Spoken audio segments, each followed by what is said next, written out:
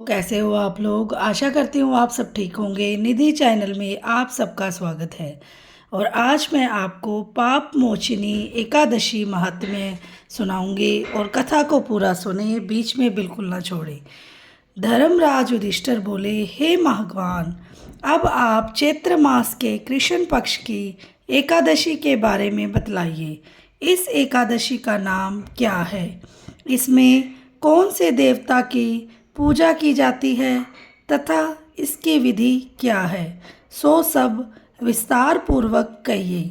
भगवान श्री कृष्ण बोले, हे राजन, एक समय मध्यांता ने लोमश ऋषि से पूछा था कि हे मुनिवर, चैत्र मास के शुक्ल पक्ष की एकादशी का क्या नाम है तथा उसकी विधि क्या है? सो सब पूरी तरह कहिए। लोमश ऋषि बोले कि हे राजन, चैत्र मास के कृष्ण पक्ष की एकादशी का नाम पाप मोचनी है। इसके व्रत के प्रभाव से मनुष्यों के अनेक पाप नष्ट हो जाते हैं। इसकी कथा इस प्रकार है। प्राचीन काल में एक चैत्र रथ नामक वन था। उसमें अप्सराएं वास करती थी। वहाँ हर समय वसंत रहता था, अर्थात उस जगह सदैव प्रत्येक तरह के पुष्प खिले रहते थे। उस जगह गंधर्व कन्याएं विहार किया करती थी। वन में इंद्र अन्य देवताओं के साथ क्रीड़ा किया करते थे। उस वन में एक मेधावी नामक मुनि तपस्या करते थे। वे शिव भक्त थे। एक दिन मंजुघोषा नामक एक अप्सरा उनको मोहित करने के लिए सितार बजा रखकर मधुर स्वर में गाने लगी। उस समय शिव के शत्रु अंगद कामदेव भी शिव भक्त मेधावी मुनि को जीतने के लिए तैयार हुए। कामदेव ने उस सुंदर अप्सरा के भ्रू का धनुष बनाया, कटाक्ष को उसकी प्रत्यंचा यानी कि डोरी बनाई, उसके नेत्रों को उस मंजुघोषा अप्सरा का सेनापति बनाया। इस तरह कामदेव अपने शत्रु भक्त को जीतने को तैयार हुआ। उस समय मेधावी मुनि भी युवा तथा हष्टपुष्ट थे। उन्होंने यज्ञोपवीत तथा दंड धारण कर रखा था। वे दूसरे कामदेव के समान प्रतीत होते थे। उस मुनि को देखकर कामदेव के वश में हुई मंजुघोषा ने धीरे धीरे मधुर वाणी से वीणा पर गाना शुरू किया, तो मेधावी मुनि भी मंजुघोषा के मधुर गाने पर तथा उसके सौंदर्य पर मोहित हो गए। वह अप्सरा उन मुनि को कामदेव से पीड़ित जानकर उनसे आलिंगन करने लगी। वह मुनि उसके सौंदर्य पर मोहित होकर शिव रहस्य को भूल गए और काम के वशीभूत होकर उसके साथ रमण करने लगे। उन मुनि को काम के वशीभूत होने के कारण उस समय दिन रात्रि का कुछ भी ध्यान न रहा और बहुत समय तक रमण करते रहे। तदुपरांत मंजुघोषा उस मुनि से बोली कि हे मुनि, अब मुझे बहुत समय हो गया है, अतः स्वर्ग जाने की आज्ञा दीजिए। वह अप्सरा के ऐसे वचनों को सुनकर मुनि बोले, हे सुंदरी, तू तो आज इसी संध्या को आई है, अभी प्रातःकाल तक ठहरो। मुनि के ऐसे वचनों को सुनकर अप्सरा उनके साथ रमण करने लगी और बहुत समय बीता गया। फिर उसने मुनि से कहा कि हे देव, अब आप मुझे स्वर्ग जाने की आज्ञा दीजिए। मुनि बोले, अभी तो कुछ भी समय नहीं हुआ है, अभी कुछ देर ठहरो। इस पर वह अप्सरा बोली, हे मुनि, आपकी रात्रि तो बहुत लंबी है। अब आप सोचिए कि मुझे आपके पास आए कितना समय हो गया है।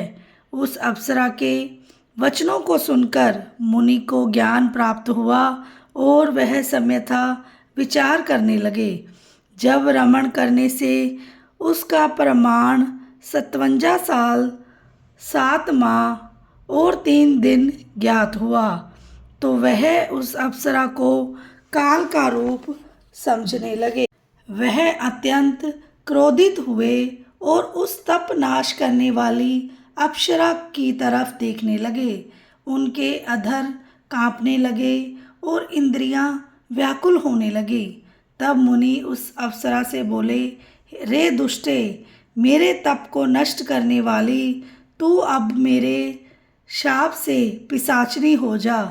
तू महान पापिन और दुराचारिणी है, तुझे धिक्कार है। उन मुनि के क्रोध युक्त शाप से वह पिशाचनी हो गई। तब वह बोली, हे मुनि, अब मुझ पर क्रोध को त्याग कर प्रसन्न हो जाओ और इस शाप को निवारण कीजिए। विद्वानों ने कहा है, साधुओं की संगत अच्छा फल देने वाली है, इसीलिए आपके साथ में मेरे तो बहुत वर्ष व्यतीत हुए हैं, अतः अब आप मुझ पर प्रसन्न हो जाइए। तब मुनि को कुछ शांति मिली और उस पिशाचनी से बोले, रे दुष्टे, तूने मेरा बड़ा बुरा किया है, परंतु फिर भी मैं शाप से छूटने का उपाय बतलाता हूँ। चैत्र मास के कृष्ण पक्ष की जो एकादशी है उसका नाम है पाप मोचनी है। उस एकादशी का व्रत करने से तू पिशाचनी की देह से छूट जाएगी।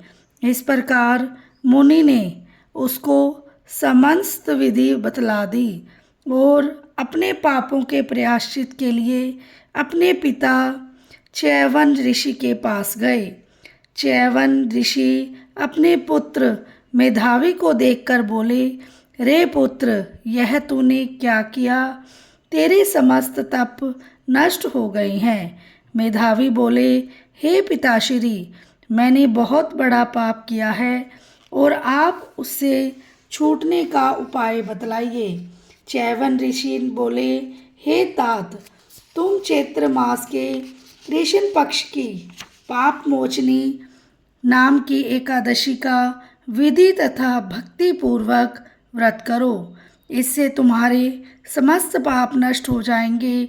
पिता के वचनों को सुनकर मेधावी ऋषि ने पाप मोचनी एकादशी का विधि पूर्वक उपवास किया। उसके प्रभाव से उनके समस्त पाप नष्ट हो गए। मंजू घोषा अप्सरा भी पाप मोचनी एकादशी का व्रत करने से पिशाचनी की देह से छूट गई और सुंदर रूप धारण करके स्वर्ग लोक चली गई। रोमश ऋषि बोले, हे राजन, इस पाप मोचनी एकादशी के प्रभाव से सब पाप नष्ट हो जाते हैं। इस एकादशी की कथा के श्रवण व पढ़ने से 1000 गोदान करने का फल मिलता है। इस व्रत के करने से ब्रह्म हत्या करने वाले, स्वर्ण चुराने वाले, मद्यपान करने वाले, अगम्य गमन करने वाले आदि के पाप नष्ट हो जाते हैं और अंत में स्वर्ग लोक को चले जाते हैं। बोलो श्री विष्णु भगवान की जय हो। और कथा के अंत में कीर्तन करना अति अनिवार्य है और आप लोग भी मेरे साथ साथ कीर्तन कीजिए। श्रीमन नारायण नारायण नारायण, भजमन नारायण नारायण नारायण, जपमन नारायण नारायण नारायण, लक्ष्मी नारायण नारायण नारायण, श्रीमन नारायण नारायण नारायण, भजमन नारायण नारायण नारायण, जपमन नारायण नारायण नारायण, लक्ष्मी नारायण नारायण नारायण, श्रीमन नारायण नारायण नारायण, भजमन नारायण नारायण नारायण जप मन नारायण नारायण नारायण लक्ष्मी नारायण नारायण नारायण श्रीमन नारायण नारायण नारायण भजमन नारायण नारायण नारायण जपमन नारायण नारायण नारायण लक्ष्मी नारायण नारायण नारायण श्रीमन नारायण नारायण नारायण भजमन नारायण नारायण नारायण जपमन नारायण नारायण नारायण लक्ष्मी नारायण नारायण नारायण। बोलो श्री विष्णु भगवान की जय हो, लक्ष्मी माता की जय हो। वीडियो को लाइक, चैनल को सब्सक्राइब करना ना भूलें और बेल आइकन को ज़रूर प्रेस करें ताकि आपकी मेरी नोटिफिकेशन सबसे पहले पहुंच जाए। और अच्छा लगे तो शेयर कर दें। मिलते हैं नेक्स्ट वीडियो में। राधे राधे।